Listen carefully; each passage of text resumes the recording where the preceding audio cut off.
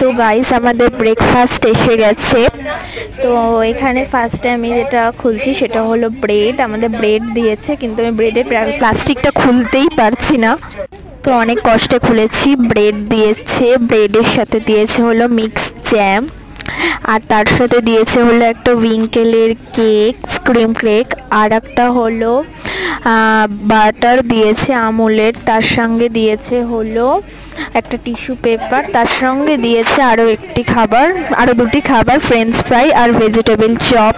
তো প্রথমে আমি বাটারে সাথে ব্রেড নিয়ে খেয়ে নিচ্ছি, এরপরে আমি জ্যামের সাথে ব্রেড নিয়ে খেয়ে নিচ্ছি।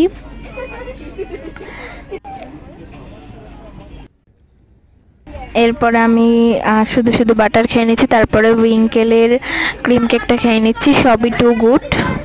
তার সঙ্গে আমি ফ্রেঞ্চ ফ্রাই এবং ভেজিটেবল চপের ওপরে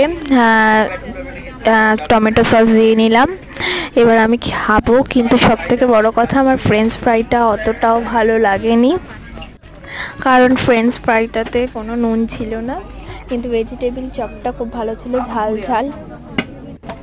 এমনি সব খাবারই ভালো লাগলো আমার খেতে, কিন্তু ফ্রেঞ্চ ফ্রাইটা আমার ভালো লাগেনি। যাই হোক, এমন কিছু খারাপ না, সসের সঙ্গে ভালোই লাগছে।